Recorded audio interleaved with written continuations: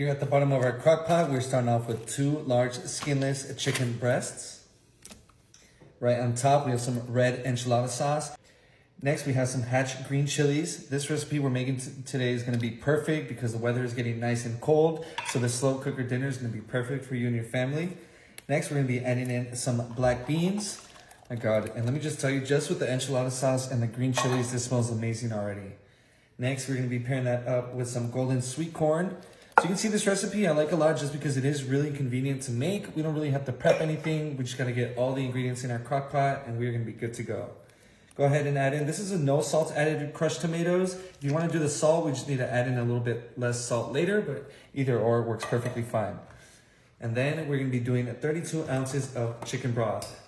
So go ahead and just squeeze out.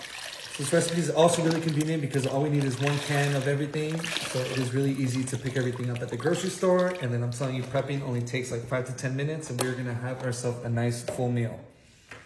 For seasonings, we're gonna start off with some garlic.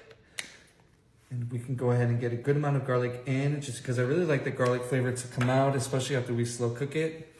We're gonna be doing some black pepper, which is the tried and true.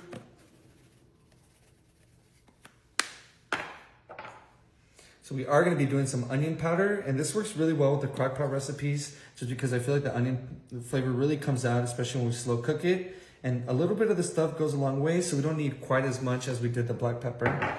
And then last but not least, this is also a must. Go ahead and throw in a dash of cumin. This is just gonna help deepen the flavor, and I'm telling you, it is just amazing.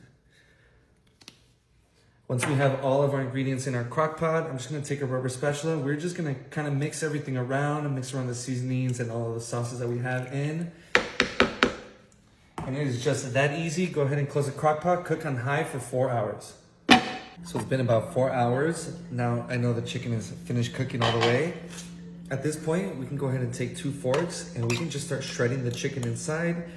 If you want to take it out and cut it on the side, that is perfectly okay, but I want to save on doing dishes, so I'm just going to take my time and grab all the big pieces. And I kind of like it when it has some bigger chunks in there as well, so I'm not worried about making it too finely chopped.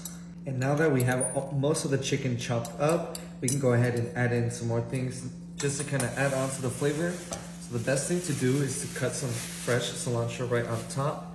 And I'm just going to use my kitchen shears. I really like having big pieces of cilantro, especially with a soup like this. I feel like it just adds in so much of the flavor. That is looking like enough cilantro for me. So we can go ahead and take our ladle now, and I'm just gonna mix it around just a tiny bit. And I'm telling you, this soup, especially when it's been getting cold out, it just hits the right spot. Cannot wait. Just gotta get some more of the broth. And then what I like doing also at the very end is just adding in some cheese, just because I'm a cheese lover. All right guys, let's see how this tastes.